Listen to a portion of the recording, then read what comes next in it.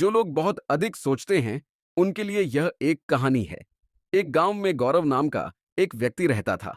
वह बहुत मेहनती था, लेकिन उसकी एक आदत थी। वह बहुत अधिक चिंता करता था। सुबह उठते ही वह सोचने लगता कि कल क्या होगा, पैसा रहेगा या नहीं, परिवार सुरक्षित रहेगा या नहीं। रात को सोते समय भी उसके मन में कोई न कोई चिंता चलती रहती थी। एक दिन अधिक चिंता के कारण उसकी तबीयत बिगड़ गई। गांव के लोग उसे पास के पहाड़ के पास रहने वाले एक संत के पास ले गए।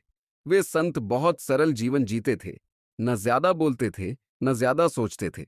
गौरव ने कहा, महाराज, मेरा मन कभी शांत नहीं होता। मैं हर समय चिंता में रहता हूं। संत मुस्कुराए। उन्होंने पास रखी एक मिट्टी की मटकी उठाई और कहा, इस मटकी को पानी से भर दो। गौरव ने मटकी पानी से भर दी। फिर संत बोले, अब इसे अपने सिर पर रखकर चलो, लेकिन एक शर्त है, अगर पानी की एक भी बूंद गिरी तो तुम असफल हो जाओगे। गौरव पूरी तरह मटकी पर ध्यान लगाकर चलने लगा। रास्ते में लोग उससे बातें करते रहे, आवाजें आती रहीं, लेकिन गौरव ने कुछ नहीं सुना। उसका पूरा ध्यान केवल मटकी पर था।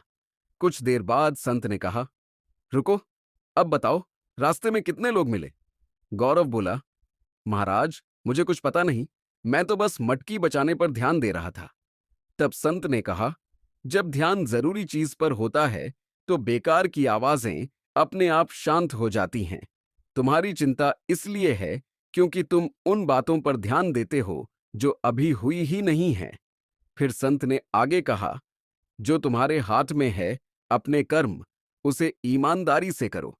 जो तुम्हारे हाथ में नहीं है, भविष्य, उसे भगवान पर छोड़ दो। संत की यह बात उस दिन गौरव समझ गया। धीरे धीरे उसने चिंता करना कम कर दिया। जो व्यक्ति कभी स्वयं बेचैन रहता था, वही अब दूसरों को चिंता न करने की सीख देने लगा। सीख, चिंता भविष्य से आती है और शांति वर्तमान में जीने से।